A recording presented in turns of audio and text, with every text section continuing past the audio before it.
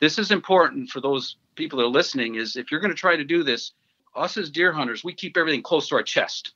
We don't tell anybody secrets. We want to shoot all the bucks. We don't want the neighbors to get them, right? But that's really the wrong philosophy. If you work together, everybody benefits. Out of the 12 neighbors, 4 of them shot the biggest bucks they've ever shot, and some of them have lived here their whole lives. We got 2 of them. 2 got hit by cars, 1 by a truck at 1:30 in the morning. And then 1 got dispersed, and I have pictures of it getting dispersed, multiple photos. And I have 1 that I don't know what happened to. But the thing I'm excited about is I'm going to have 4 5-year-olds next year. I've never been able to document 5-year-olds before. I mean, going into year 6, I'm going to have actually 14 3-year-olds, 9 4-year-olds, and 4 5-year-olds next year. Big Buck Registry's Deer Hunting Podcast, episode number 243. Bill VALE and Greg SKUFCA, Pressured Deer Pros, and the Circle of Masters. Support for the Big Buck Registry and the Deer Hunt Podcast comes from Hunter's Blend Coffee. Awaken your hunt with coffee purchased directly from farmers around the world, creating jobs and alleviating poverty. Hunter's Blend Coffee, we're hunters too. Polar Works Coolers and the Chill Zone, specializing in the most durable, reliable thermal cups and coolers. Keep your drinks hot or cold in any element. Black Ash Outdoor Products reduce your risk of tree stand suspension trauma with a Tree Stand Wingman, the Tree Stand Emergency Descender System. The Enforcer. Take control of your odor footprint with your personal ozone generator. Covert Scouting Cameras. Remote cameras for hunting, wildlife, and security. The Horny Buck Seed Gummy. It's all about the freshest seed. Morse's Sporting Goods. A full line of sporting goods without the sales tax. And Big Buck merch. You can get cool, high-quality Big Buck t-shirts, long-sleeve t-shirts, and hoodies. And show support for this podcast by visiting www.bigbuckregistry.com/MERCH.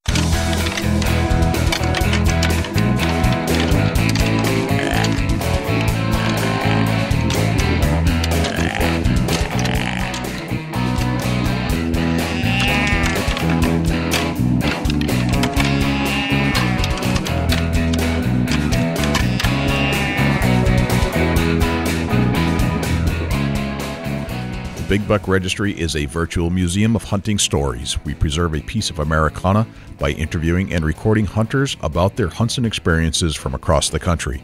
And who knows, maybe we'll learn a thing or two along the way that'll help us take our hunt to the next level.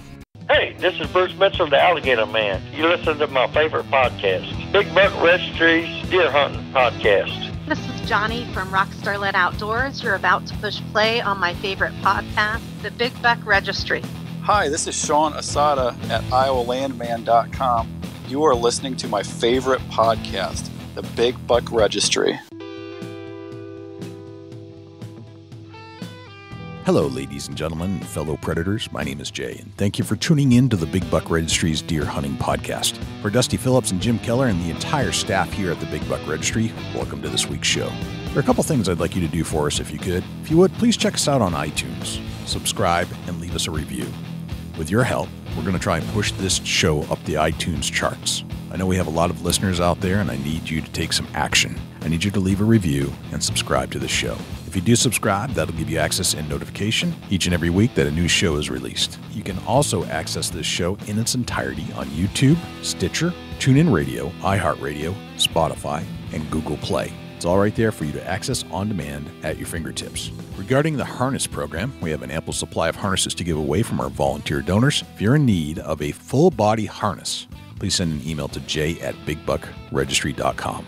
Bill VALE first joined us on episode 216 of the Big Buck Registry's Deer Hunting Podcast, and soon thereafter, we were inundated with questions and requests to have Bill join us a second time. Well, Bill is back. Bill has recently launched a new project called Pressured Deer Pros, where he has sought out and handpicked a group of experts in different areas of hunting and then brought them all together in one virtual location. Bill refers to these experts as his Circle of Masters. Bill's Circle of Masters show mastery skills from minerals to mapping to habitat to fitness and so on. We plan to visit with each of Bill's masters, and first we visit with Greg SKUFCA, Bill's habitat expert out of Michigan. We'll get to our entire interview with Greg SKUFCA and Bill VALE in just one moment. But before we do, let's turn to Jim Keller for the Deer News. For the Big Buck Registry, this is Jim Keller with the Deer News. Our first story this week, Kroger planning to pull gun magazines from all retail locations.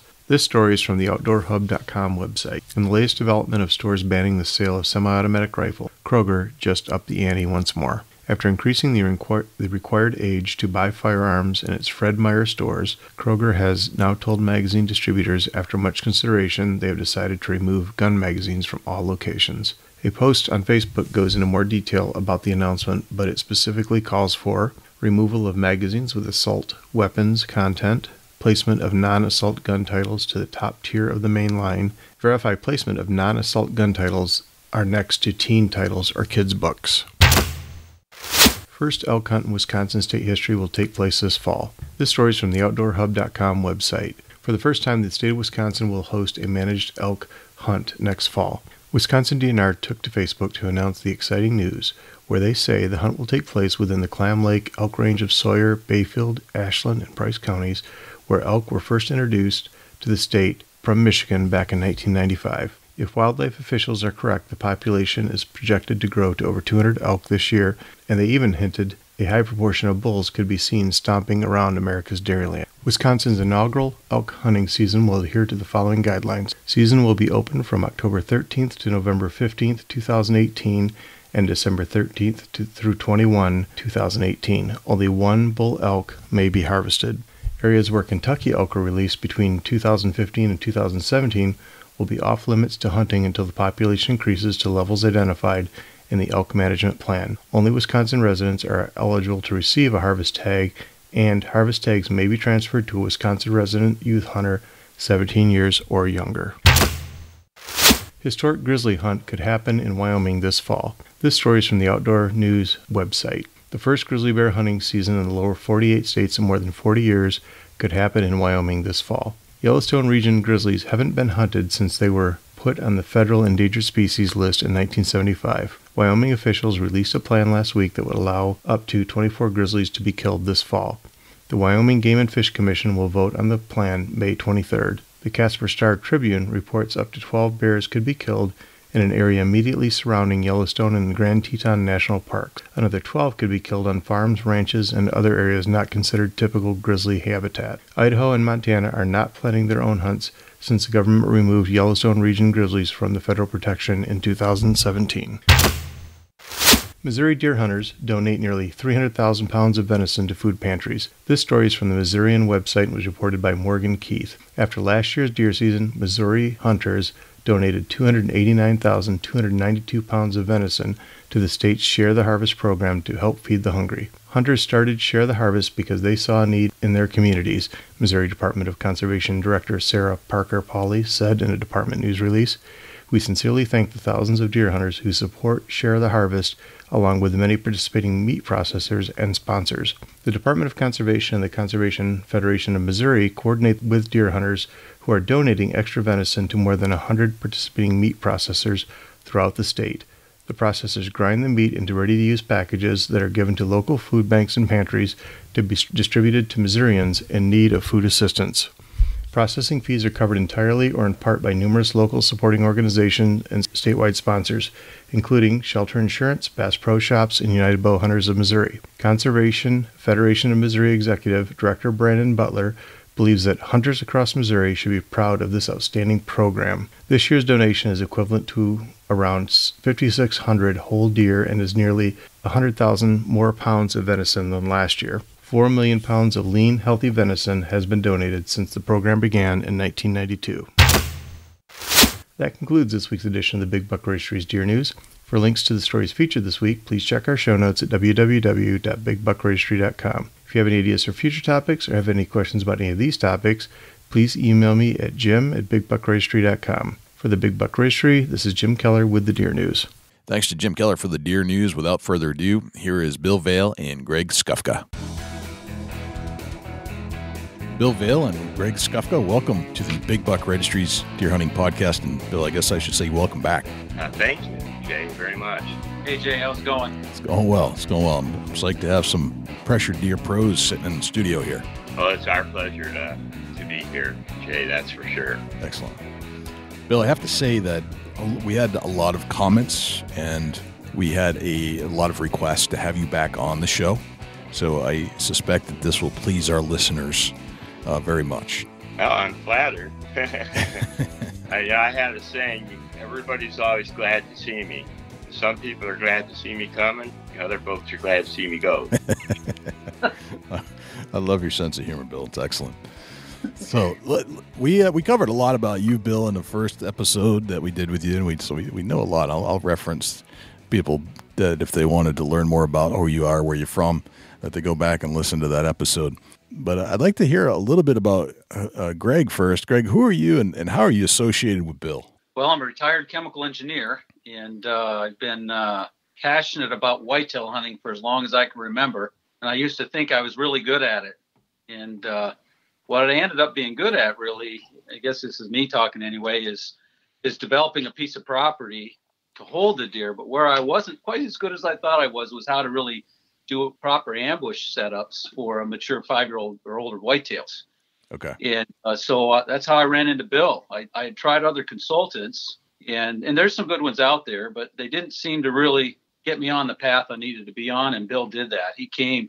I met Bill 3 years ago. I was in year 3 of my property development plan, and he put me on 2 stands. He gave me 2 stand setups, and that's all I could get to because I was busy. I was still working at the time. I hunted those 2 stands, and this is an honest truth. The first day in on the first stand, following the moon calendar, I shot a 142-inch 4-year-old at 12:10 high noon off of that stand first time in. The next time I hunted the second stand that he had set me up on, and I killed a 138-inch 8-point. I would not have shot that buck, but because he had a broken tine on one side, I couldn't see it. So anyway, that's how I was convinced that the approach to using the moon and the time to hunt, that I was totally convinced after that.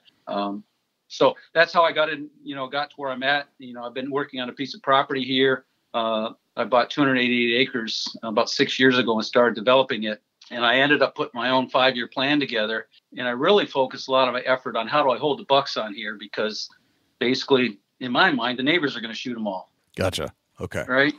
And so that's what I've spent a lot of effort on. Is how do you really minimize bucks leaving your property, which I call minimizing buck dispersion. Okay. And at some point I can talk about that. I could talk for quite a. Yeah, we need to bring that up because that's a very good topic, and I think it's probably something a lot of people that are listening to the show often wonder, how do I help fix that?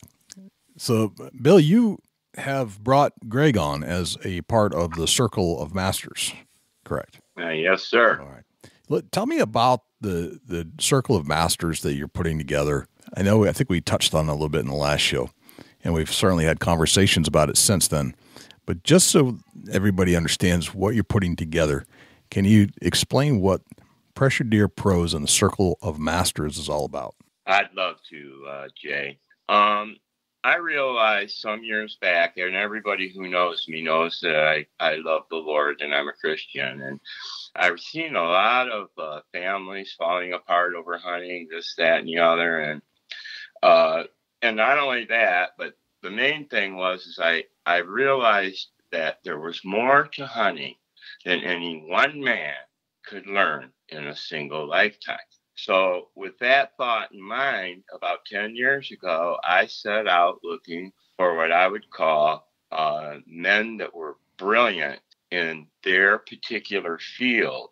And this ended up being a real smart move for Bill because I learned so much, and I feel right now like my head's going to explode. Yeah, I can hardly contain everything that I've learned.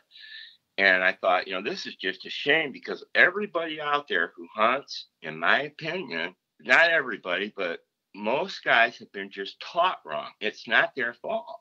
If they were taught by their grandfather who toted iron his whole life, and nothing the matter with toting iron. But when we're talking about bow hunting tactics and having to get close, modern man has kind of lost his touch with his instincts and whatnot.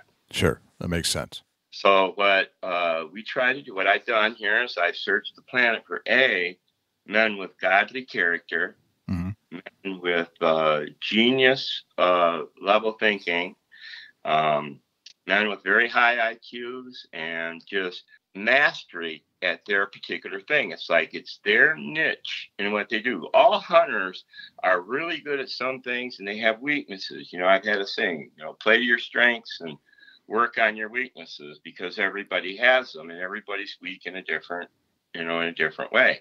As I get older, I have to hunt smarter and more brilliantly, because my body just won't take the beat and the elements give out anymore like I used to be able to take it. Right.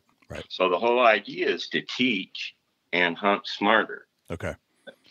So by surrounding yourself with a circle of friends that are brilliant, and this goes back to all kinds of teachings, is that if you surround yourself by brilliant people, then the chances of you being more successful or successful people, then your chance of being successful are way higher than they would be if you try to do it by yourself. Well, let's just put it this way, many hands make light work. Yeah. And ever since I've incorporated these guys onto my team, and I chose them very carefully, my successes went up. All of my clients' successes went up. I mean, it's just, like I said, we are different. We are unique in everything that we teach, and we're eager to do so. So I'll tell you, I'd like to introduce them if you'd like me to. Yes, please. All right. Our first guy is Jay, and he is our media master. Thank you, Jay. He is the man who has been bringing knowledge to other people through interviewing all sorts of different hunters on his show. Basically, this is my idea with a twist. In other words, you go all around the country or whatever and talk to all these different hunters. You've got the inside scoop on how to deliver the message and, to make our voices heard. And so, we want to thank you very much, Jay, for joining our team of masters and making our voices to where they'll be heard. I appreciate that. I'm excited to learn from you guys, because I've been chasing this deer hunting knowledge for a long time through this particular aspect of podcasting and media. And I can tell you I've gotten better, and I've gotten really good at media, but I haven't gotten nearly as far as I want to yet. But I think joining your crew can really help me hone in. So I appreciate the offer, and I gladly accept it. Well, thank you, Jay. Our headmaster is a very, very special man. His name is Michael Yates, and he is what we call our head grandmaster. Okay. Michael is a multifaceted mountain man that lives this life out every day. He has the highest IQ of anyone I've ever met as far as hunting goes. He is a stratagem, meaning his hunting strategies are so detailed and so far finessed ahead of the average guy that it's just insane. This guy goes in and hunts on the ground and routinely arrows nice deer. Now, I have trouble doing it from 35 feet. I'm going to be honest, so this guy had intrigued me from the beginning. And Michael and I have had like 4 arguments since I've known him over deer hunting, and he's won every one of them either through physics, math, science, or whatnot, biology. When you get pinned down by the facts, it's hard to argue. That's impressive. Michael All right. is a brilliant ground hunter, and him and I are putting together a book called Up or Down. It's a field tactical handbook that's going to help you to recognize automatic ambush points and then how to properly set them up or down. Excellent. Okay. All right. Our next guy on the team is Josh. And Josh is our youngest member, but he is also from Tennessee. And these boys that live in Tennessee, there's just something about them. They're outdoors climbing these mountains all the time. And they just know stuff, man. I mean, that's all I can say. And Josh is a master mapper. He sets people on stands using cyber-matching techniques, and they shoot nice bucks off his stands. He never sets foot on the property. Wow. And that leads me to a story that happened this last weekend. I was in southern Ohio, and I had a client down there that wanted me to come down for a couple of days, and I went down, and he'd had another consultant there and whatnot, and I got to looking the property over, and when we got to a certain point on the property, he wanted to tell me the Josh story. And so I said, okay. He said, I was driving to Ohio and I had one day to hunt. And he said, so I called Josh and said, hey, Josh, I'm setting up a property, or my property. You've mapped it for me. It's going to be the coldest day. Where would you go? And Josh directed the client to a spot in an outside corner where there was a bedding area there that was loaded with bittersweet, had good thermal bedding and all day sun, you see. And had the guy found the corner that Josh had picked for me, he'd have had a chance at three different decent bucks walking right down the path that Josh had picked. Okay. When the guy told me about that, I said, I'm going to have to give him a raise. But Josh he's a real friendly, outgoing guy. He's got some tricks up his sleeve that I'm not even at liberty to say right now because we're getting ready to break the news here coming up. Gotcha. Okay. Who else? Then we have my buddy Greg, which we've talked about, but I want to say why I wanted Greg as my habitat guy. Mm-hmm. When I came to his property, see, people have got to understand something. If you've never lived in Michigan and you've never hunted in Michigan, this just doesn't sink in. It's nearly impossible to kill big trophy deer that are under this kind of pressure. They are nocturnal, and like the buck that my buddy Bill Gibson killed late season this year, which I can discuss at a different time. We'd never had a picture of him in daylight, but we pinpointed the day that he would come out of there, and he did. So, but the whole thing is with this whole thing is that we want to keep ourselves focused on teaching people what we know through the different masters that we have. Mm. Now, Greg, like I said, with his property, when I showed up here in Michigan, like I said, it's not what he's done, it's where he's done it.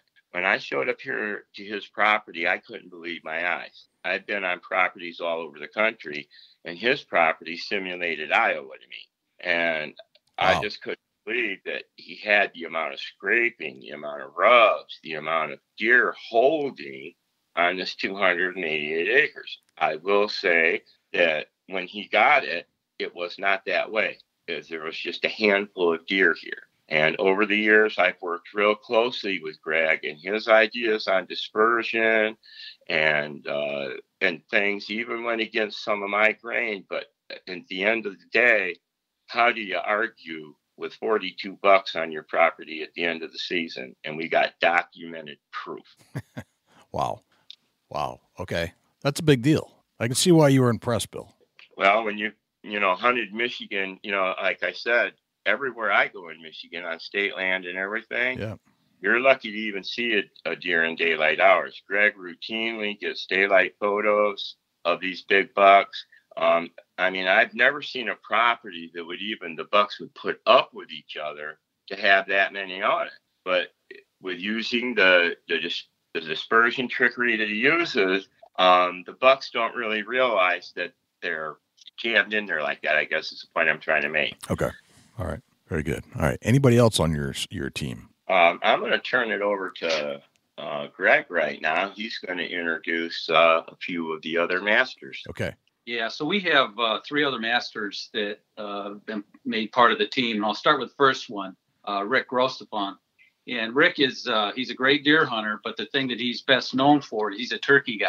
He's a tremendous turkey caller. He won the state of Michigan turkey call 2 years in a row. And winning it once is tough enough. To win it 2 years in a row is pretty impressive. So he's a guy on our team. He's our turkey guy, and that's why he's here on the team. Nice. Another thing, the next guy is Dan Bill. It happens to be Bill's brother, but one of the things that's happening across the U.S. is our hunters are all aging.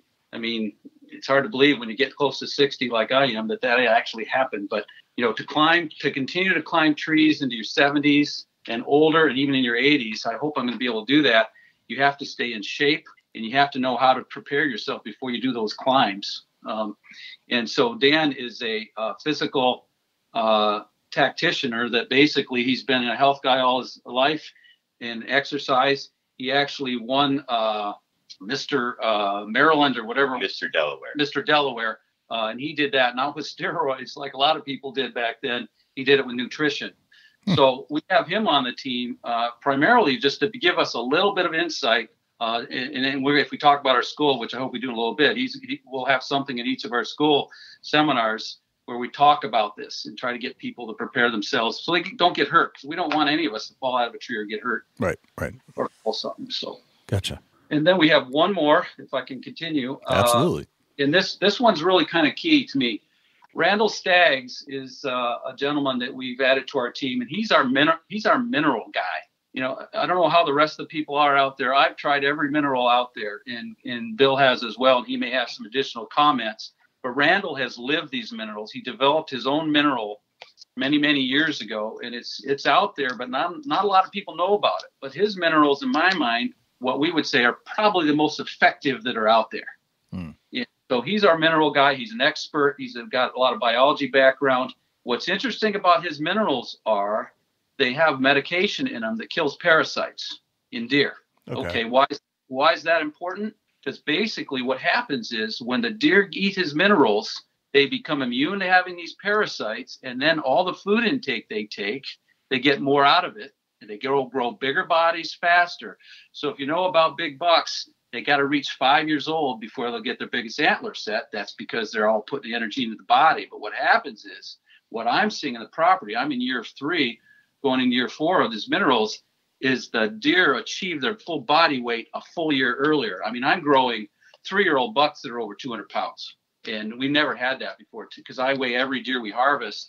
Typically, they're 165 pounds if they're 3 years old. But now we're getting 200 pounders. So I'm a little bit off track here, but Randall Staggs is our mineral guy, and we think he's really, really important because this guy is a legit. He really is. That's awesome. I'd like to add that when I met Randall, I thought that, I was skeptical, but it's the fact of the matter is that what Randall's whole theme on this, and this is another thing, in the places where Randall's minerals have been, there's been no blue tongue, and I mean, to me, isn't the best medicine preventative medicine?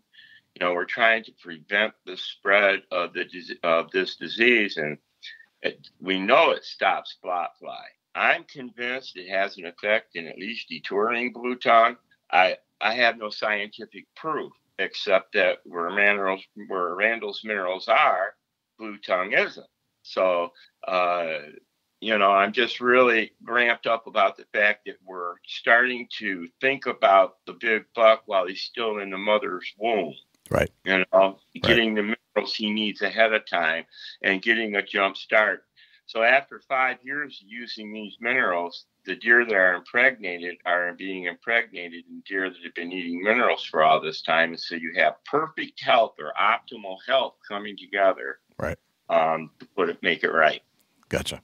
All right. So that's all of our Circle of Masters. Is basically 8 of us. The 8 Circle of Masters. All right. Very good. Yep. So, Bill, I got to ask the question. You could just go out and find all these friends and stay in contact with them by phone and keep them all to yourself. So why do you want to share? Well, I've always had, I believe this with all my heart. What you make happen for others, God will make happen for you. Wisdom is meant to be shared, and all wisdom comes from God, and it was given to me freely, and I'm willing to give it away freely. Why?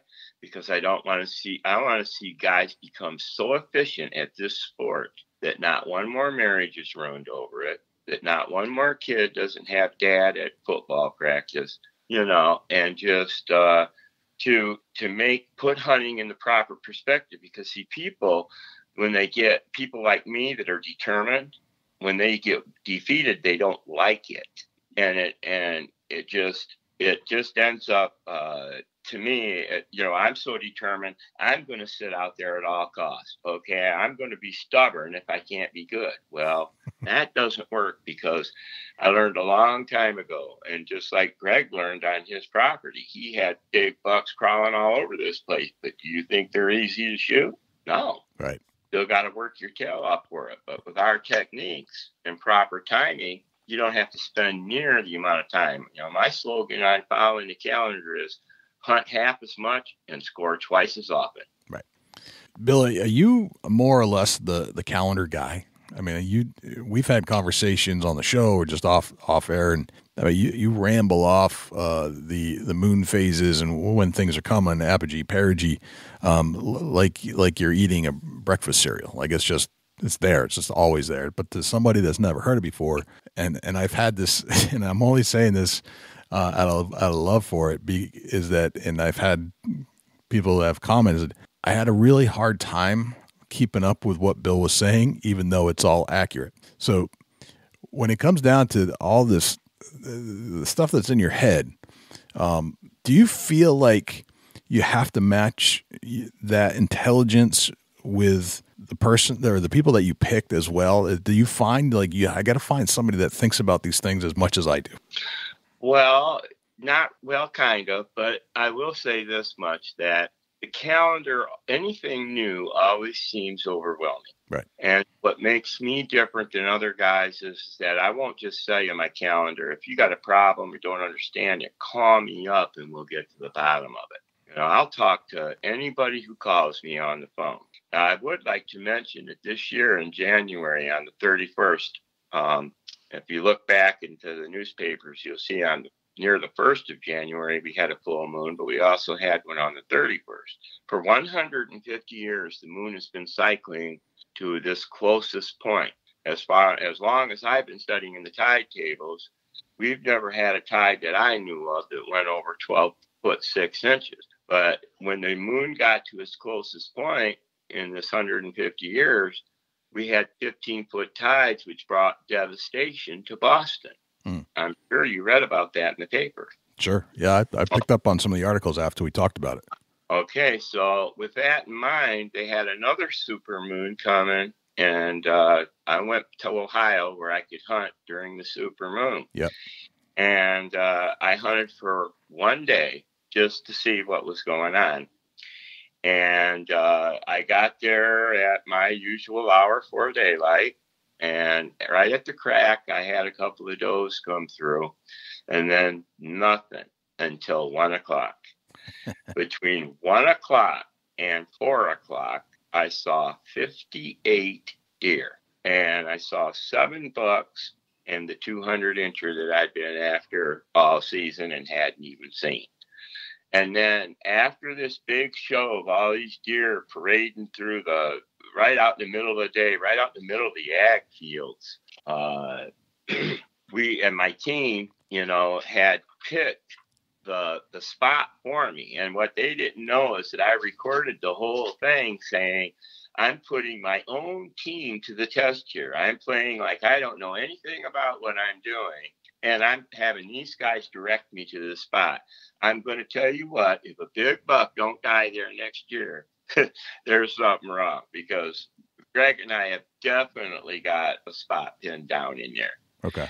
Where they travel anywhere in a 500-yard radius, they've got to come by one of us. Hey, Jay, I'd like to answer your original question about intelligence with all the guys he picked. Yeah. Thanks for the compliment. I hope so. Yeah, absolutely. Yeah. No. Well, it's fascinating. I mean, Bill's a really smart guy. I mean, and if you listen to Bill, a lot of people have a hard time keeping up with him. So he's surrounding himself with people. I got to think he's got to be surrounding himself with people that he thinks are as smart or smarter than him in a lot of scenarios. Well, what's interesting about Bill, and we've become really good friends, he's really a modest guy. You get somebody that's super smart, they get arrogant. Bill's not that way. And, right. And all the people, Michael Yates is brilliant. When I talk to that guy, so how does he know that? You ask questions like that, but so our team really is, we're all really down to earth people, and we're all very modest, and we all believe in God, and we're easy to talk with and easy to work with. I mean, one of the things that makes us different than a lot of people out there is we're available.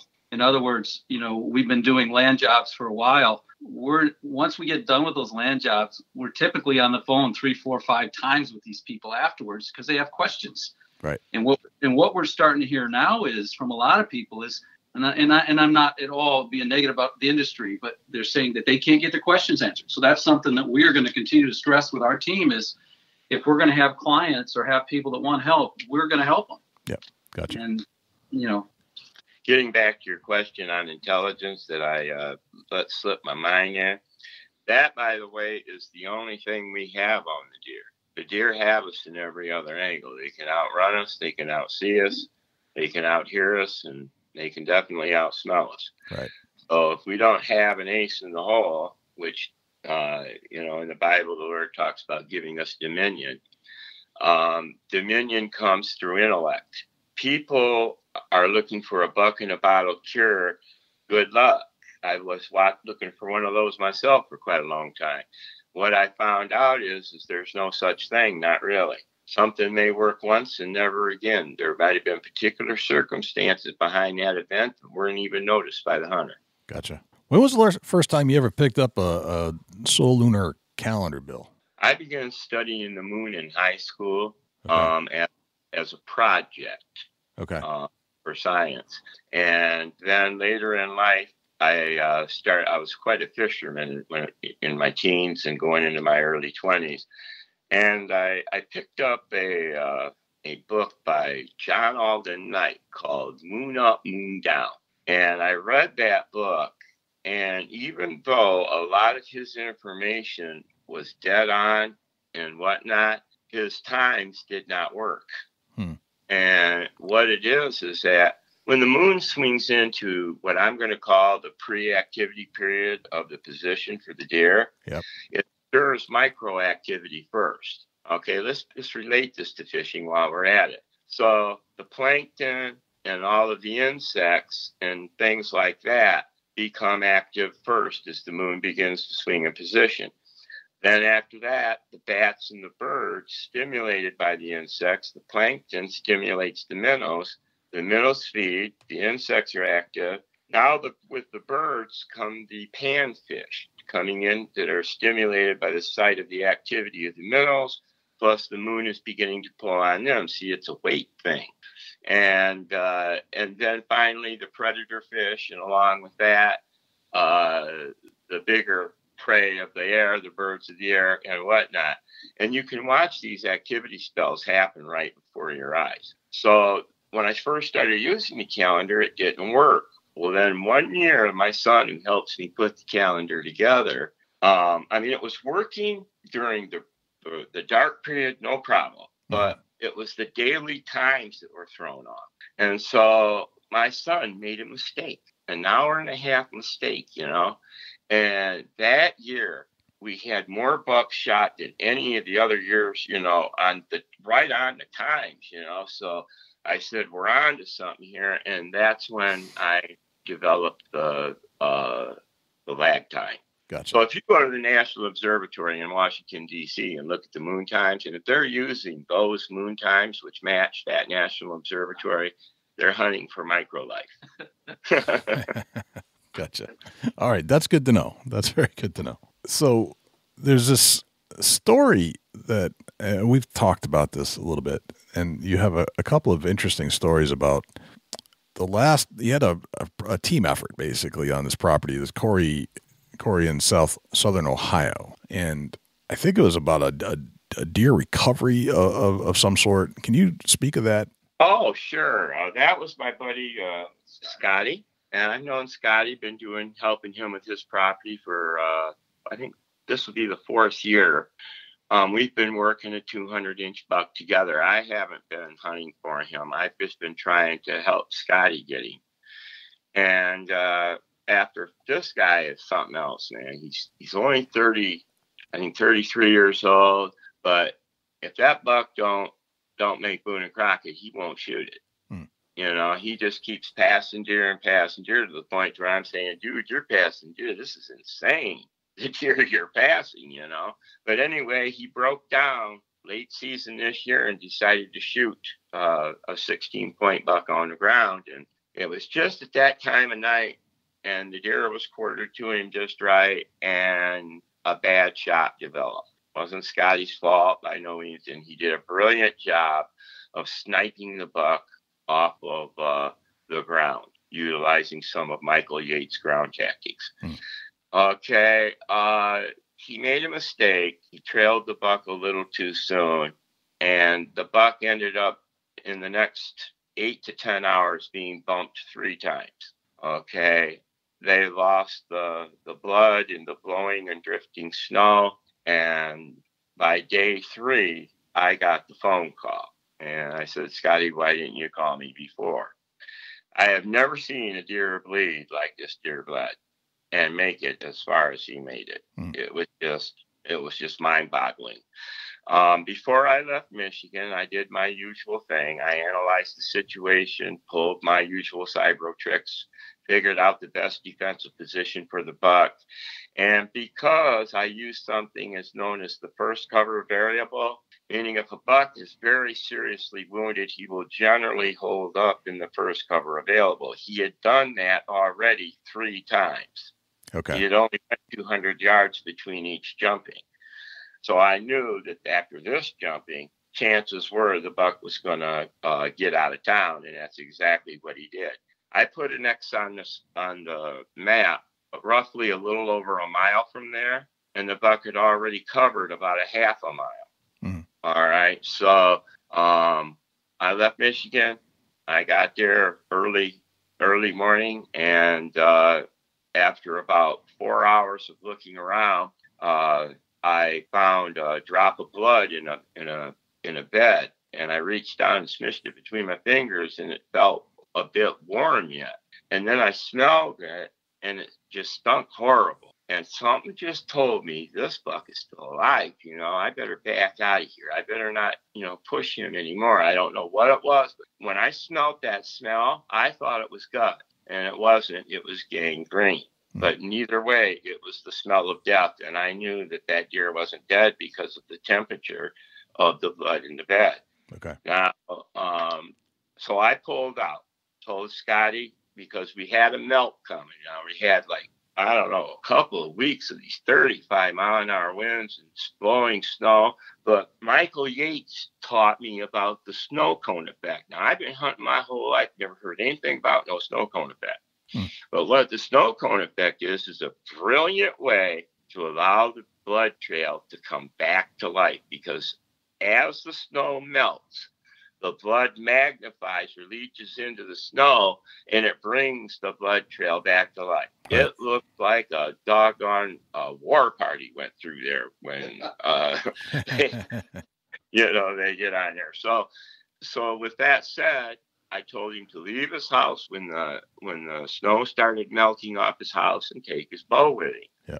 Well, he left the house at the right time, but he didn't think he was going to need his bow. And he promptly, using the snow cone effect that I'd learned from Michael, slipped up on the buck and got the buck was laying there apparently dead with his head down.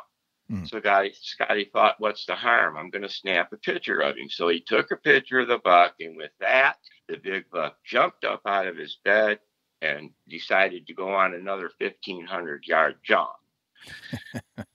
He went in a big circle, and now Scotty is just burnt, man. 4 days looking for that deer. He's fried. He can't think. He's telling me on the phone, Bill, I just can't think. And I said, okay, let me do that for you. I said, what I want you to do is sit down. You got any food with you? He said, yeah. I said, I want you to eat something and take a 5-minute time to take your mind off it. And then in that 5-minute time, I asked God to help me. And I said, where would a deer hide to try to beat a human that's been looking for him? And I thought to myself, what better way to trick a human than to go back to where the human had already looked. Right. And that was back on the X that I had put there before I left Michigan. He was there when I got there, and he was there. He went back there to die. The reason why is because the winds at the time gave him a 180-degree defense from the rear, and he had his back trail covered with his eyes. No problem. Gotcha. We recovered the deer. Scotty went back to that spot, was amazed to find him there, and put the third arrow in him. And after 4 days, we took the near Boone and Crockett buck home. Beautiful. That's excellent. Great story. Thank you. Let me. I've got documented cases of where I've done that, but I've been doing that as early as 1990 something. Before Google Maps existed. Yeah. I had 22 miles of maps plexiglass to my moon room around my hunting. I can envision that. That's quite a visual, Bill. That's crazy. Let me run something by you guys. I went ice fishing yesterday, and beautiful day on the ice. Didn't catch a thing. Didn't really matter. We're just having a good time. And one of the guys I went fishing with is a state biologist, a deer biologist for the state that I live in, New Hampshire. Okay. All right. And we get in the conversation. He said that, and there's always budgetary problems, said that the hunting licenses are on the decline. However, this year in the state of New Hampshire, they had the 5th largest kill on record. They had the number 1 mature buck kill ever. And Wow. Right. I said, wow, that's interesting. Said there was an uptick in archery licenses, but all the other licenses have declined. Yet here we are able to have the largest mature buck kill ever in the state of New Hampshire. What do you read into that? Timing is probably a lot of it. You'll notice that on the years where some hunters are successful, there will be a lot of hunters successful, and it always happens during the same time. It's like somebody flips a switch. Everybody will be shooting the bucks for about a week, and then it's like somebody flips the switch again. So basically this year we had some pretty good lineups. I'd be interested to have the data of when those bucks were shot. I would be willing to bet, without even looking at the statistics, that most of them were shot within 7 days of the new moon either way. And if it was during the first quarter, they shot them at night. And if it was the third quarter, they shot them in the morning. That'd be some good data to look at, wouldn't it? Yeah. You'd also have to look back at the historical data, like how many bucks were shot in the previous couple seasons. Because you can have a case like if you have bad weather during that first, I don't know what the seasons run up there, whether you use rifles or not. But if you get bad weather in a season, a lot of those bucks can make it through. So the next season, you end up having a lot more bucks around because they weren't harvested the previous year because weather can impact it. Right. That just basically is a deer numbers. It's a numbers thing, right? Right. Well, I'll have to also. Go ahead, Jay. I'm sorry. I'm sorry. I'll have to look into some. I'll see if I can collect that data from my biologist friend, get it over to you. Maybe we can break it down a little bit. Sorry, go ahead, Bill. Absolutely. Yeah. What we do basically when we break data down is we take trail camera photos and we measure them against the moon and the weather on that day. The wind direction, of course, but there's a lot of different variables. We look for barometric pressure. Temperature says a lot to us. We look at everything. It's a pleasure to look at stuff when you see that what you're hoping to see is there. I mean, if you want to talk about game cameras, a lot of people when they get a big buck game camera, a picture of it, they get all super excited. First mistake they do is they start going in every 5 days to look and see if he's still there. Well, what they're doing is they're starting to educate that buck. But when we get a big buck picture, we want to know exactly when he was there and why, and what was the wind doing. That way you can hone in on them and then harvest them. And so I'll try to get a little more predictability when you're going after a certain animal. Right. Gotcha. Well, Greg, let's talk about minimizing buck dispersion. You're the expert in this arena, and you impressed Bill on your Michigan property. Said it looked like Iowa. I want to hear more about this whole project because a lot of this stuff sounds like it was done before joining this group of masters. Well, I was certainly on that path. So probably the best way for me to explain this is to start with an analogy. So let's say we'll talk about people. So we're in this little town in the Midwest, and there's a bar. There's one bar in this town, and it's the only bar that's there. Everybody goes to that bar, all the girls, all the guys, big guys, small guys. They all go to that bar, and there's one guy there. He's just one tough dude. He ends up getting in a few fights. He gets all the girls, and basically a lot of those boys, young men, leave. They go to find a different bar in another town. You can do that analogy with deer as well. When you have a large, mature animal, it's not necessarily the one with the biggest antlers. It's the one with the biggest body, biggest, toughest personality. He will disperse. He will run the bucks off your property. That's why a lot of people will get pictures during the summer while they're in velvet, and then all of a sudden they're gone. They never see them again. So here's how I applied this to what I did. I said to myself, well, what if you had, I'll use the same human analogy. What if you had 4 bars, one up on the ridge, one down by the river, one downtown, and one out by the interstate? Now, everybody's going to that same bar, or the best bar where this big bad guy is. But now when they leave, they say, well, I'm just going to go over to there, to that bar. Yep. So that's really the simple concept of what I did is I looked at that and I looked at the property and said, okay, I'm going to break this property into quadrants. And I'm going to give that buck every single thing he needs times 2 in that quadrant. And what I start to call it is dimensions. How many dimensions can I put to hold a given buck there? So you'd say, well, can I hold 4 dominant bucks then? The answer is lots more than that. And can I take a few minutes to talk about why dispersion happens? I'm all ears. Because there's about 4 or 5 reasons. So the first dispersion in deer happens when a buck's 1.5 years. This is very common knowledge. The mother, when he has his first set of antlers, testosterone kicks in, he goes out of velvet. That mother doe, that dominant matriarch doe, she's going to chase him viciously right out of the property. Right. And I have not been able to catch that on any of my cameras, but I've caught dispersion on my cameras. But so that happens, and that's Mother's Nature's way of preventing inbreeding, right? So that happens. The next thing that happens is, we really feel strongly about the theory of the dark period, which is a few days before and after the new moon every month. That's when most of the deer activity occurs. And so when we're getting close to breeding season in September, October, November, but typically in September in this area of the country, that first doe, I think most people realize all the does don't come in heat in a given month, right? There's some in early months. It depends upon their age, so on and so forth. So about 6 to 8 days before the new moon in September is typically when the first dispersion occurs of the older bucks. What happens is the bigger buck in a given area, he will run out, beat up, chase away that inferior buck. It could be a 5-year-old chasing a 3-year-old. It's no contest. They don't do a lot of fighting. He gets run out and he'll leave. Then the first doe comes in heat. Now what the bucks you have remaining are more equal, big bodies, big antlers, and they actually fight. And usually one will end up losing and that one will get dispersed. That happens when that first doe is just about coming in heat, and it can occur when they're standing with her. Okay. So that's the primary dispersion. Those two dispersion cases occur right around the dark period, just a little bit before the new moon and right about at the new moon period. So now you've had your bucks dispersed and they've gone out to different terrain.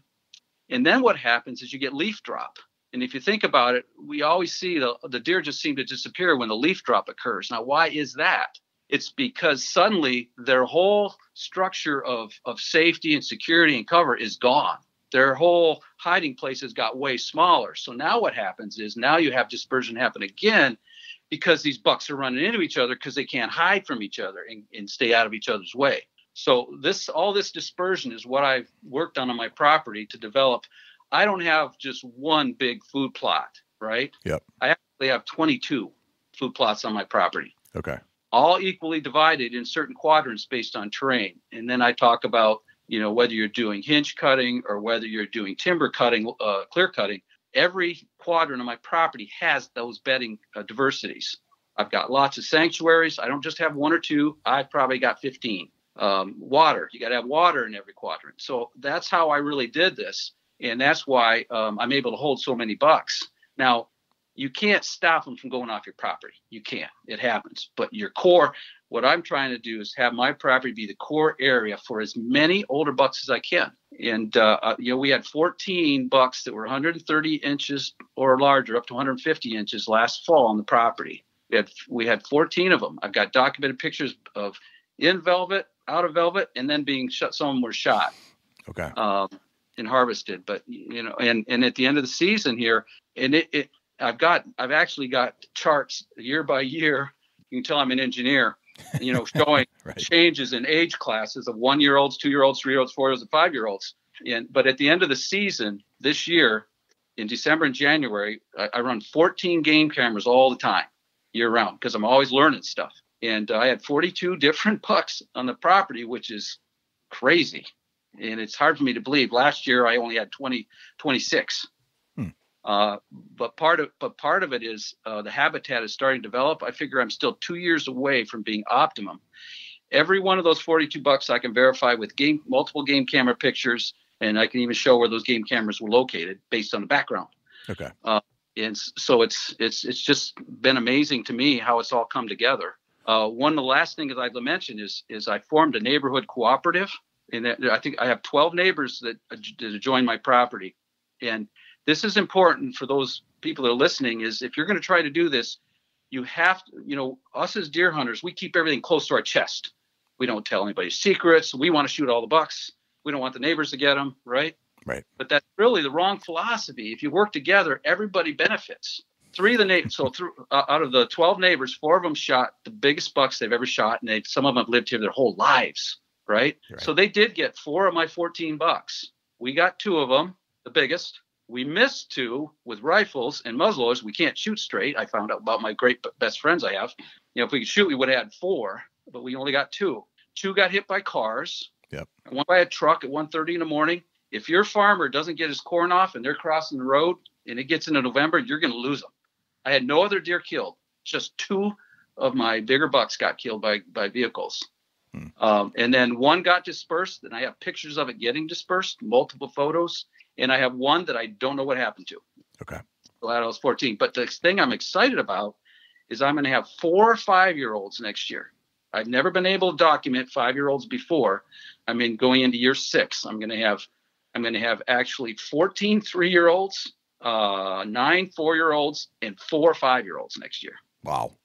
So it's mind-boggling, but it's fun. I'd like to add one thing to this dispersion thing as well. I've noticed that there's a lot of other reasons why deer will dispersion on your property as well. In other words, some properties are good early season, some properties are better during the rut, some properties are good late season. What that has to do with is the type of bedding that's there.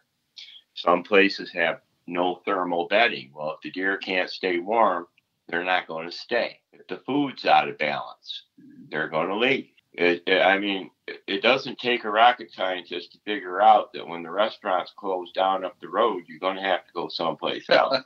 Right. How long do you think it takes a deer to decide that, hey, I'm not hanging out here any longer? Well, let me just tell you real quick the story that I put in my book about this. So I had this beautiful 3-year-old 10-point. Mm-hmm. He has G2s, G3s, 12 inches long. He had 7-inch brows. And I said, that is the buck we have to protect. He's awesome. And I had this 3-year-old 5-point. And I got videos of that 5-point, not videos, but game camera pictures, running him around a field. And I never got another picture of him after that. And I had pictures every week of that buck all summer and into the fall. But after I got the photos of him being chased, and what was interesting, if you look at body language of deer, and I want to stress to people, you really got to watch the deer because their body language tells you a lot. The buck that was chasing him, the 5-point, had his tail up, and the one that was running has got his tail down, just like a dog that's getting his butt beat. So it can happen quickly. It really can. Okay. It just depends upon the scenario. I'm just thinking about your neighborhood cooperative, and it sounds a little bit like QDMA, but man, and I'm also thinking about how many, like the neighborhoods could be large tracts of land, could be small tracts of land. That you have to coordinate a lot of individual people, and what if there's public land mixed in between? And how do you kind of coordinate all that stuff? Well, let me just, modern texting, I've actually become friends with a lot of these neighbors. Okay. And, well, let me tell you what happened. In year 3, at the end of year 3, I went and visited a couple of these guys and met them for a burger, right? Yep. And they said, Greg, we did not believe you when you came around. We didn't believe you in year 1. We didn't believe you in year 2. We thought you were just wanting us to not shoot those small bucks so you could shoot them. But they said, but then when you went 3 years in rifle season, we heard 1 shot, we knew that you were telling the truth. And now we're seeing all these bucks. We are totally on board. So there's some things that it's actually the neighbors, they go through this learning curve just like you are. Okay. You got to be honest. I show pictures of the deer when we shoot them. I send people out and text, hey, we got one tonight. We'll let you know what it is, right? And I know for a fact a lot of my neighbors have not shared with me deer that have been shot because they've disappeared. And I'll tell you one quick story, and I did not handle this correctly. There was a 13-point, 2.5-year-old 13-point this season. And I had a really nice young man on the property line that had shot 2 bucks, a 1.5 old one year, and then a 2.5 the next. And he was following. He said, Greg, I'm on board. I'm going to shoot the older bucks. Well, I let people know that this buck was around. I said, you know what? We should try to let him go because he's 13 points at 2.5. Well, he ended up shooting that deer. That young man did. And I didn't handle it right because I thought I made the deer more important than the person. That was the biggest buck he'd shot in his life. And instead of being able to celebrate it, he had to hide it because of the way I handled that. So I've still got to fix that. I don't know how I'm going to fix that relationship, but I'm going to. That was a great lesson for me. But so getting back to this neighborhood cooperative, you got to be honest. We're all the same, man. We're all built the same. We all care about certain things in our families. I don't have a state land issue around here, so I couldn't really tell you what to do about that other than the fact I would think could be a negative because if people know you've got a lot of big bucks on your property, they're going to be hunting your property line like crazy. Right. Well, I would think the same thing. And I'm just thinking about, like, there's probably some people listening to this, probably a lot of people listening to this that only have access to public land. They don't have land of their own, but they're still hunting. And they maybe not. They'd like to achieve this. Maybe they're just out to put meat in the freezer. I don't know, and could care less about the larger bucks. But I'm trying to figure out how you do that on public land. I don't know if it's achievable. I don't think it's true that there aren't big bucks on public land. I think what happens is there's so much pressure. The bucks they get conditioned to be super, super smart and a lot more cautious. And what people got to realize is a mature buck doesn't go anywhere without scent checking it first. Once they get conditioned, right? Bill's told me this story and it really went home to me is if you're going into an area of heavy cover, a buck will never go in there without scent checking it first. Well, why not? This heavy cover. Because if there's a coyote in there, he's going to walk right into it and the coyote's going to bite him, right? So a young buck does that 3 or 4 times. He goes in there without scent checking it first and he gets conditioned. So, ultimately a mature buck that's 5 years old, he's just a different animal and you can't hunt him the same way as you do other bucks. So on state land, they're there. I mean, where Bill hunted, he saw that big 200-inch booner where we put him on that spot down there. Yep. That was state land. Okay. Gotcha. In Ohio. Okay. So I've been hunting state land for a long time, and basically how I pull it off, this is my strategy. I don't hunt morning or evenings too often on state land, maybe evenings more. But I'm usually walking in the woods when the hunters are walking out. Like if you take my supermoon hunt that happened there on 31st, if I'd have showed up at dawn and hunted till 10 and come back at 4 o'clock and hunted till dark, yep, I'd have saw 4 deer. Right. If I'd have came in at noon and hunted till 4, I saw 58. That's what I saw between, 1 and 4 or noon and 4, something like that. So here the deer are also conditioned to when it's dangerous to move and when it ain't, and one of the times that they're never bothered is during the middle of the day. So I just am generally in the woods when other hunters are, or when I hunt state land, I follow strict rules. I'm going to be there first and I'm leaving last. And if they move any deer, I'm going to be there all day. So if they move any deer in and out, I may take advantage of that as well. Gotcha. Okay. All right. Very good. Let's talk about your book a little bit more, Greg, your Monster Whitetail Buck Magnet. Tell me about that book. How did you develop the concept and what went into it? What were some of the life lessons? How much time do I have? Actually, I have This is a podcast. You have as long as you need.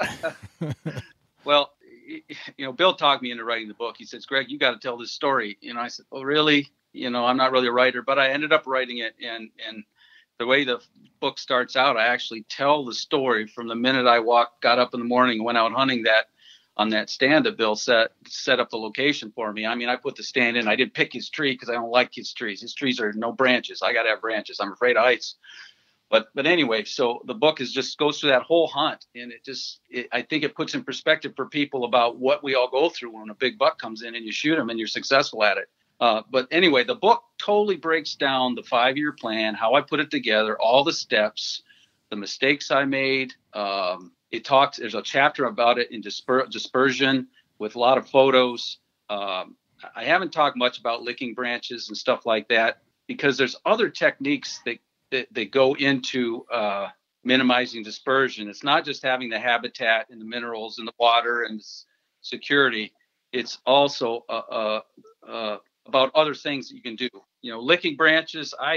I've set up scrapes and I've learned scrapes techniques from a lot of different people reading on the internet, but I do my own thing now. I've got one particular scrape I set up, and it's just a single basswood branch in a certain way. And I've got a photo of 5 does in it with their nose all in the branch. So you learn about that kind of stuff. And if you can get a lot of scraping going on your property, the bucks don't want to leave. So I had probably well over 300 scrapes on my property this past season. I didn't count them, but when we were tracking a deer, I saw 25 in a straight line that was 100 yards long. But the book basically goes through how I did the neighborhood co-op, the conversations I had with every single neighbor. And what's interesting is the guy I bought this from was popular with half the people and the other half hated him. So I learned all this stuff. Like, for example, there's an old farmer across the road. He's in his 80s, still farming. He actually made all the piles of rocks that are on his property. There's piles of rocks that they used to farm it. And he didn't like the guy because the guy wouldn't let him bring his backhoe in and clean out the ditch that drained his farm field. Now, why wouldn't you let somebody do that, right? Yeah. So basically what I did, I went around to all the neighbors and I asked them what's important to them, how's it going, how do you like deer hunting, told them what I was going to do, and I found out what they needed. One guy wanted firewood. So when I did my logging that I did of hardwoods, I had him come in and take a lot of the stuff that was good for firewood for free. Come on and get it. So relationships were important, but the book goes through it. There's basically 9 different things I talk about in the book, from dispersion to bedding to food. I talk about how to plant certain things. I talk a lot about miscanthus bedding areas. That's a new thing a lot of people are doing. Giant silver miscanthus bedding areas are phenomenally effective. And it's not just planting a square grid of miscanthus. If you design it properly, they are ambush killers. So that's something that I've got going as well. I just put in a 3-acre miscanthus bedding spot. I've got experiments going all over. I really don't want to talk about some of them right now, but I'm working right now on a coyote-proof buck bedding spot. I don't know if it's going to work, but it's fun doing it. Wow. All right. So we got to back up just a little bit. Miscanthus. You got to tell me about that plant. Okay. And then I got to hear a little bit about this coyote-proof bedding area. This is crazy. Okay. So the giant miscanthus silvergrass, it's basically a grass that grows. It takes 3 years to reach maturity, but it gets to be 12 feet tall. Wow. And it's very, very rigid, so it can handle snow loads and everything else. Switchgrass is really good, but switchgrass gets snow, it knocks it down. And it's only 5 to 6 foot tall. So this stuff, and then so once you plant a plant, it's a tuber. It's like planting potatoes. So if you're going to put miscanthus bedding areas in, it's a lot of work, but they last 15 to 20 years. So it's worth it, and they're fairly expensive. But you place a tuber, you got to dig a trench. You put them basically 4 inches down. You got to cover them up with 4 inches of dirt. But they're very hardy, and in 3 years, they're 12 to 14 foot tall. And once established in year 4, they grow outward in circumference 6 inches a year. So what that does, if you plant your boundary on the outside of the miscanthus bedding area relatively tight, let's say 18 inches apart in staggered rows, that'll be solid in 5 years, let's say. So why would that be kind of interesting? Well, because now you can put entrances where you want them, right? You know how mature bucks want to enter a bedding area. Yep. Once you know that, you can set up your ambushes accordingly. Aha. All right. I see where you're going with this. That makes sense. It goes back to the old theory of, if you find an apple tree that the deer are coming to out in the woods, you got to figure out how to beat them at that apple tree. But if I get to plant that apple tree, it's a different story. Exactly. Right. So miscanthus is, you buy them by $125 to a bag. They're roughly 65 cents to $1 a piece. So it can be quite pricey. It takes like $1,500 per acre or so you can see how it could add up quick. But I'll tell you what, they are awesome once they get grown up. Okay. Not only that, but when the people around you start cutting their corn, it's a bingo, here they come hiding spot. I had a guy I bet 7 years ago in Pennsylvania, and he called me just a couple of months ago and told me that in the last 4 years since that thing's been mature, they banged a 160 or better out of there coming to that thing on the day they cut the corn. no kidding. They shot 5 in 4 years over 160. Wow. And the other thing about miscanthus, and I've successfully put in both switchgrass and miscanthus. Switchgrass is a little bit tougher to get established because of weed competition, whereas miscanthus is just tough, man. That stuff it grows. First year is 3 to 3 foot tall. Second year is 7 foot tall. Third year is 12 foot tall. Wow. Yeah. Wow. Some unbelievable stuff. Super plant. Wow. That's neat. So what about the coyote-proof bedding area? How the heck do you do that? Well, it has to do with creating a bedding area that's got water. Okay. Coyotes don't like to swim in water over their head. Right. Right. So that's the concept. So it's something you do with an excavator. You create a bedding spot that has water around it. And so that's in experiment phase. It's done. I've got it built. The next thing is I'm going to be putting switchgrass and miscanthus on it. Nice. All right. And eventually it'll take me a couple of years, but in a couple of years it should be, I'm hoping I'll be able to actually have a bachelor group bed on it. And because let me talk a little bit about dispersion again. There are cases where you will have 2 bucks that are equal on your property. And I've had that. Matter of fact, one year I had 3 that were equal. They fought all the time, but they were always here. Why didn't they leave? Because they were equal. What tends to happen then is you wouldn't see them together during the breeding period. They'd be around. They stayed away from each other. They respected each other. Right. So sometimes when you're out hunting and even during the rut, you'll have 2 bucks traveling together. That can happen. They become buddies or respect each other. I don't know what it is, but I'm hoping that these bedding spots I'm developing will ultimately be able to hold multiple mature bucks at the same time. Yeah. I've seen that. It's like big buck doesn't want to hang out with little buck, but on occasion they'll hang out with an equal. It is funny how they do that. The other thing that we do as far as coyote proofing is if you design your miscanthus bedding areas with narrow corridors for travel for the deer, the only reason why a deer is at a disadvantage is when he's in the field and he's got several coyotes circling him, they're going to try to hamstring him.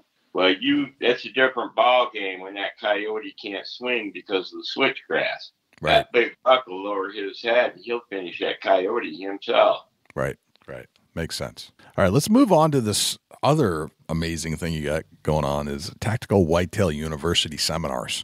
Yes, sir. What's going on with that? That's I don't know. It just seems like people will be lining up out the door. Well, I hope so. It's our goal to educate and to help people. I mean, all right, so it took me 4 decades or better of hunting. At our university, I have designed a curriculum that will take anywhere from an average hunter to a guy that's had no experience at all. And if he's aggressive, he's, coordinated, physically fit, he can become, everything I know tactically, learn it not only out of my books and whatnot, but from the field for me. And in 3 visits to our Tactical Whitetail University, you can leave a master level hunter. Okay. So basically what it is it's we're actually teaching hands-on. There's classroom stuff because we got to teach it like the wind and even some of the habitat stuff. There's classroom stuff where you do that, but it's in the field where we're going to have spots and areas. We'll take groups of guys down there and say, okay, tell us how to set this spot up. First of all, you got bedding there, you got food there. How are you going to hunt this? And we're actually going to teach them how to identify ambush sites and then properly set them up, and also how to properly enter and exit them, because that's the number one mistake people make. All my buddies do it. I'll tell you a story. This is worth telling. So I got a hinge cut. I only use hinge cutting for making buck bedding areas specifically. They're very small. Yeah. And I made one up on a flat. And last year I had a mineral station back there and a camera, and I was walking by this bedding area. There's an old trail there, and I look over and I see a buck. This is the end of May, mind you, was outside his ears in velvet. And there was another one back in there further. I could see his antlers as well, looking right at me at 20 yards. And I'm blowing right at him. And I walk by him, and go up, and I don't stop because I knew if I'd stop, I'd spook them. Right. Yep. And anyway, so I get all the way up there, change the camera and get back out. And then when I come back, this is just really cool stuff to learn. What do you think those bucks did? Well, I thought they'd be gone because it was 20 yards. They smelled me. Didn't have my scent stuff on. I'd have had rubber gloves and rubber boots, but I'm sure I stunk to high heaven. Well, I'm walking by and I'm looking again, walking steady but slow. And I'm looking. I said, darn it. Yep, they're gone, just like I thought. But then I looked back 5 foot behind where he was. He had moved behind a hinged tree stump. All I could see was his antlers sticking up in his eyes, watching me go right past him. Yep. So anyway, that's a really good story. I forgot what we were talking about now. Well, the Whitetail University. Oh, yeah, the university. Right. This basically, I've got some bullet points here of, what we're going to teach them. For instance, people don't know about the straight line entry. The industry teaches enter from downwind. Yep. This is unsound thinking. Let's take this scenario. If you have a big buck that's bedded 40 yards directly behind your tree, does it matter if you come in from downwind or upwind? Probably not. All right. So why do I insist on trying to enter with the wind? Because I want to control where my scent stream is going in a straight line. When I get to my tree, I'm walking with the wind over my back, and I walk right through my number one shot lane and climb the tree. Now what happens is that maybe I was at just a slight disadvantage walking in because mathematically I soiled more ground. But now that I'm in position, mathematically I've split my scent up. Because you see, if he comes in from downwind and then checks for and picks up just a little bit of me, and then checks the ground for ground scent, I'm not there because I came in from upwind, okay? Yep. And if he comes in from upwind and picks my ground scent up and begins to test the air, I'm not there because I'm blowing the other way. Right. I've successfully split my ground scent up from my scent stream. And you've also stopped him so you can shoot him. If he stops in my number one Right. shot lane, he's stopping right where I want him to. Yeah, so our school's a one-day. It's a full day seminar all day long. It's located in Western Michigan, and there's going to be lots of habitat stuff to be taught as well. I mean, I talked for a minute about hinge cutting, but hinge cutting, there's a lot of information about that out there, and I think a lot of people know how to do it. But we're not just going to talk about ambush stuff. We're going to teach them how to develop properties as well. Well, as a matter of fact, each student is going to get to spend like 2 or 2.5 hours with a different master. Okay. 4 masters teaching. So they'll get the mapping scoop, they'll get the habitat scoop, they'll get the ambush scoop, and they'll get the tactical scoop. Everything that they need to know to arm them to be as prepared. They'll also get the timing information. They will get, the calendar, and that will be taught to where they will at least have a general understanding. So we're going to lay it all out there. I mean, I figure I got the most brilliant minds in the world working with me, and I also have the greatest guys in the world working with me. And our motto is we have no secrets. We want to teach because our goal is to make hunting enjoyable. I do seminars all the time and talk to people, and I say, everybody in the audience, raise your hand if you ever had a fight with your wife over hunting. And the room don't go up, you're all lying. Okay?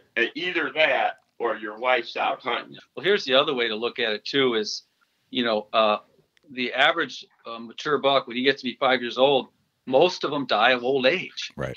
And when you think about that, there's no reason. We got to teach people how to properly hunt these animals, because I'll tell you what, the reason I do it, I get so darn shaky. I get big buck fever. I don't even know how I pull it off. I get so shook up. But there's a lot of people like that, and that's why I do it, and that's why I love it, right?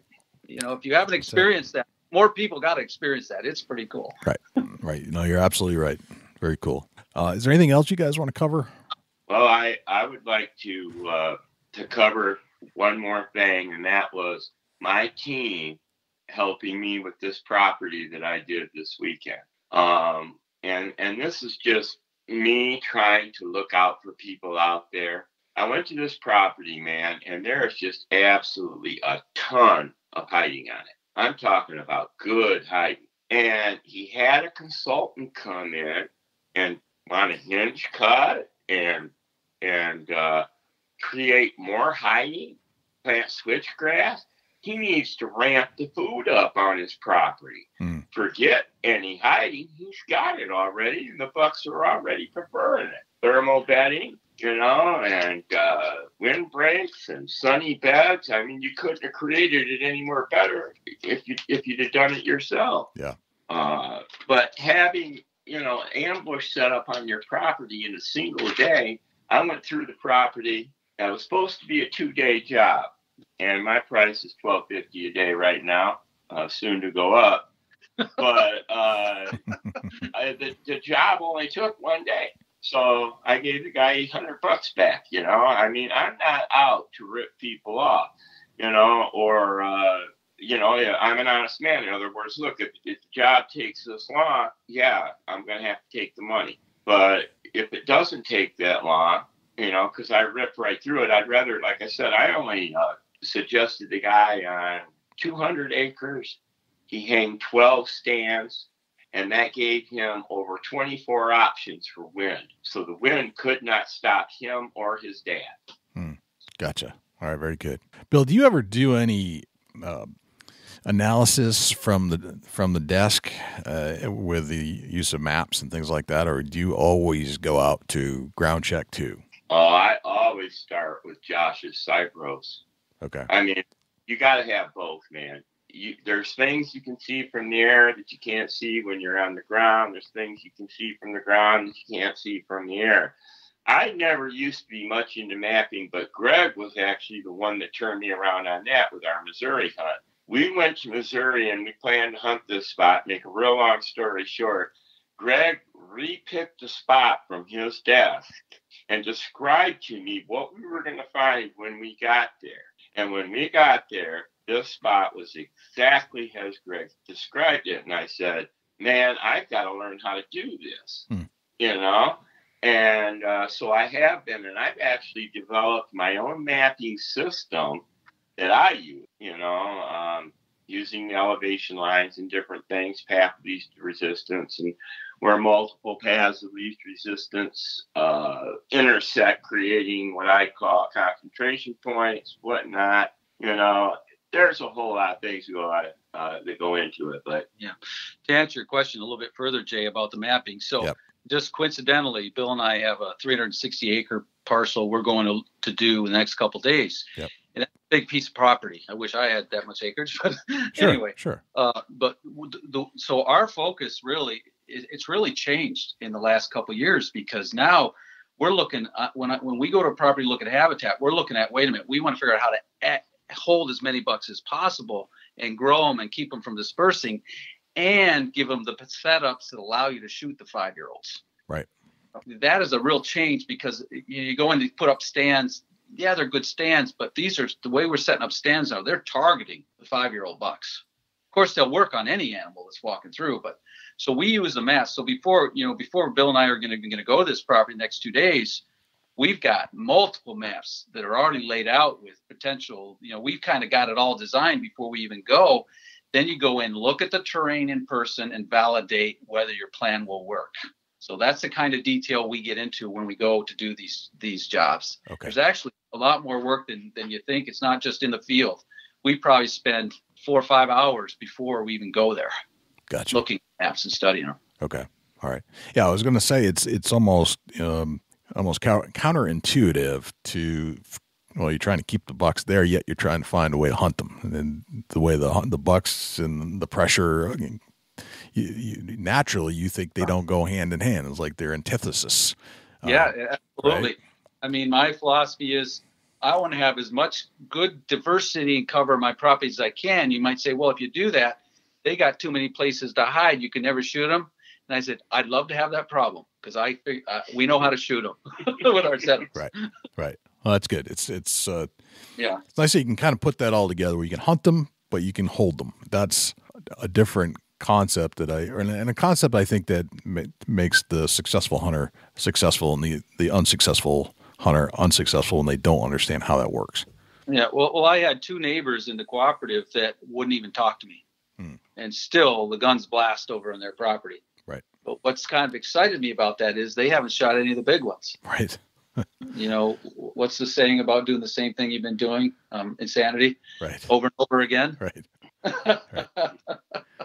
Yeah. I hope you guys keep spreading the word. I certainly try to spread the word. Not that it doesn't bother me if somebody shoots a small buck, but I certainly appreciate it when they kill the big one. You know, there are certain reasons, and I would like to see more mature bucks taken over the smaller ones, and that's why I like the information I got from the state of New Hampshire the other day.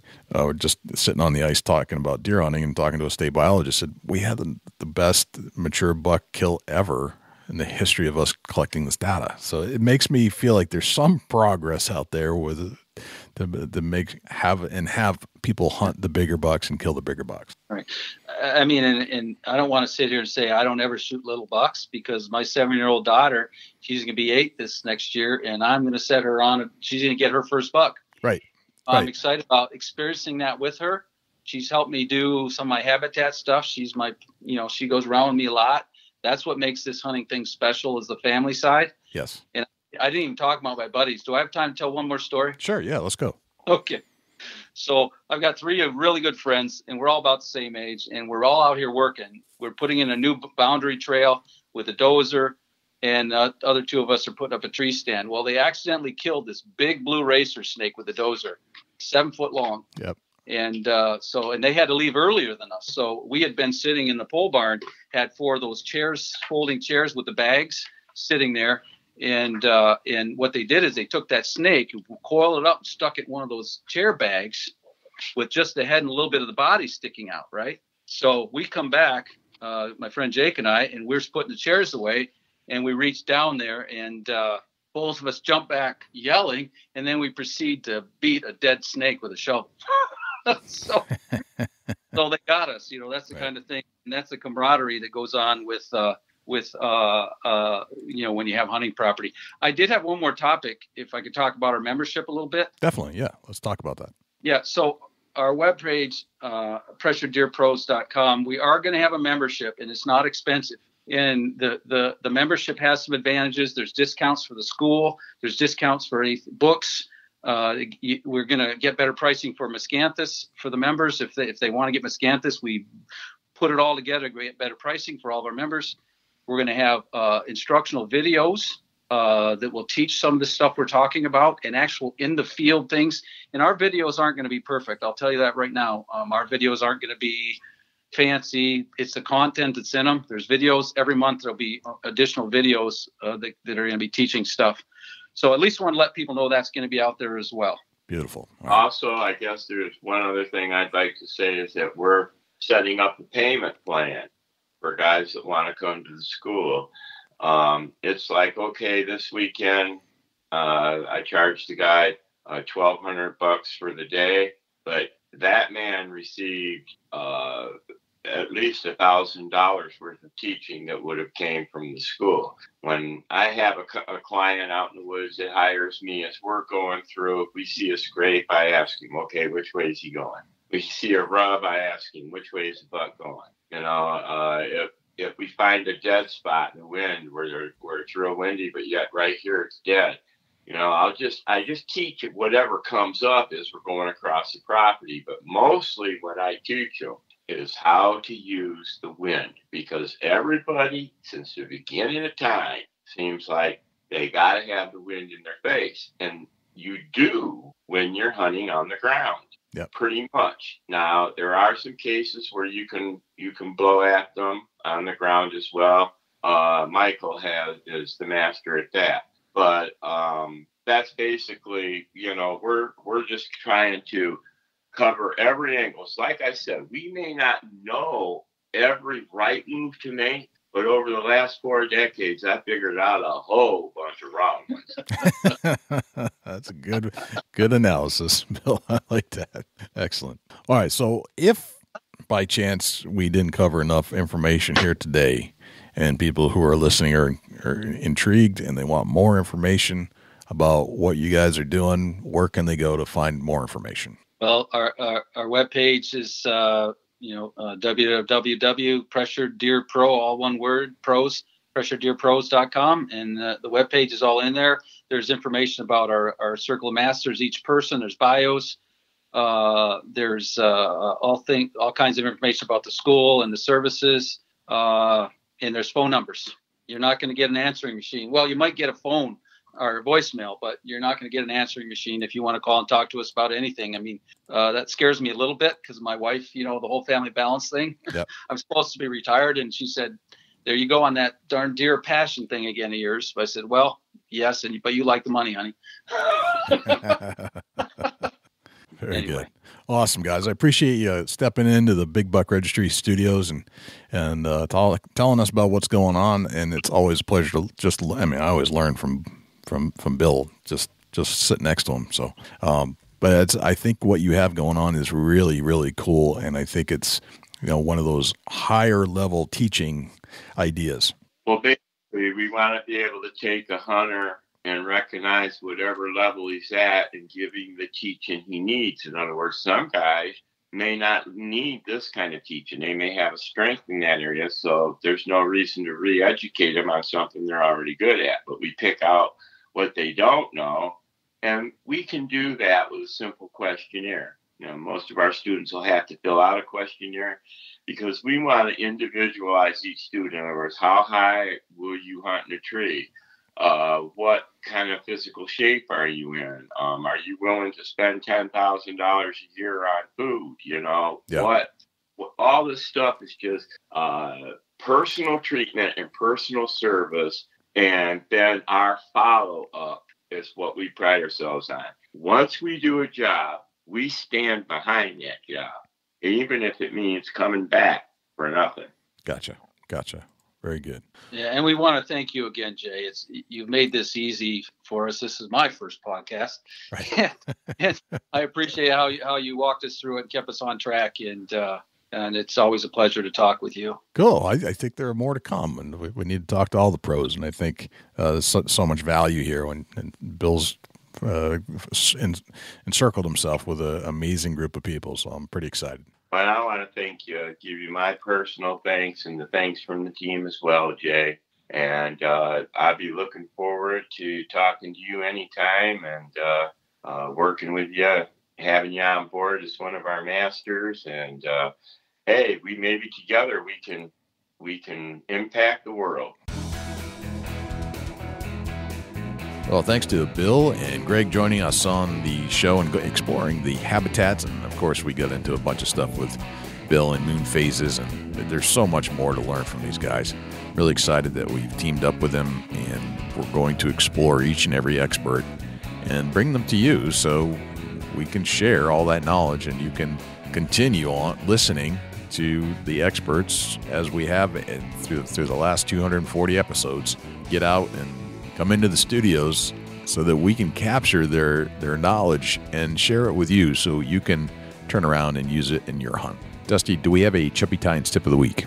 Yeah, it's something that, The Chubby Tines tip of the week is sponsored by Morse's Sporting Goods. Firearms, used firearms, bows, used bows, located at 85 Kentucky Falls Road in Hillsborough, New Hampshire. Give Jim a call at 603-464-3444, morsessportinggoods.com. Your dollars go further in New Hampshire. There's no sales tax. Morse's Sporting Goods. The youth that's coming up and going to be hunters, future conservationists, and land stewardists and managers of the herd, we got to take time and educate them. And right now is a time where you're starting to think about getting stuff set up for the spring and summer months for your deer herd. As far as food plots and all that, well, take time and get a youth to participate with you, not only from the beginning. A lot of people just show them the hunting aspect of it. They really don't show them how they go out to the woods and prep the stand locations and all that. There's a lot more to it than just, going bow hunting or going shotgun or rifle hunting. You need to get involved if you're ordering seed for your food plots, or you're ordering fertilizer for your food plots, or even if you're doing some kind of native grass vegetation type area for the bedding or a deer herd habitat. Get them involved when it comes to how do you order it, how do you prep the order that you're putting in at your local co-op or wherever you order your seed from, or seed rep or whoever it is. But get them to either one ride along with you when you go there to place your order, or have them around when you make the phone call and let them listen to how you discuss to that person of what you need and what you got going on. If you're going to pull soil samples and do some soil preparation, disking, field cultivating, running a 3-point tiller through your food plots, get them out there. If nothing else, let them stand on the sidelines and get that visual education. That way, when they start getting a little older and they're able to do things on their own, that they have a general idea of how it all works. And that's something that if we all participate in taking a couple youth hunters out to the woods and showing them step by step how it all works, it'll better their odds of being more successful in land conservation and building habitat and prepping for the season. I love that. Dusty, where can we find you when you're not hanging out here in the studios with me? Shoot me an email, dusty@bigbuckregistry.com. You can look me up on Instagram and Twitter @ChasingAntler, Facebook.com/Chubby Tines Outdoors. Jay, where can the people reach out to you, or you're not on the mic? Likewise, you can shoot me an email, jay@bigbuckregistry.com, and you can visit us on Facebook, facebook.com/bigbuckregistry. We're also on Twitter, which is twitter.com/bigbuckregistry. We're also on Instagram, instagram.com/bigbuckregistry, and YouTube, which is youtube.com/bigbuckregistry. On YouTube, you can listen to all of our podcasts in their entirety. As far as videos are concerned, it's a boring video, but the audio content is there, so you can actually listen to our podcast. You can also listen to all of our live shows that we've done on Thursday nights when we do them, and we've gone back and re-interviewed a lot of our previous guests we had on the show just to put a face to a voice, let's put it that way. You can always listen to our show on other places as well, not just YouTube. We're found on iTunes, Spotify, iHeartRadio, TuneIn Radio, Stitcher, and Blueberry. And if you would like to submit a buck to our page for consideration and be featured on our page in front of 250,000 diehard deer hunting fans, all you have to do is go to bigbuckregistry.com/mybuck, and all of the instructions will be right there. I think that's pretty much everywhere we're at. I think that's a wrap, Dusty. That's a whole lot of big buck, Jay. Sure is. I'm Jay Scott. I'm Dusty Phillips. And this is the Big Buck Registry's Deer Hunting Podcast. We'll see you next week.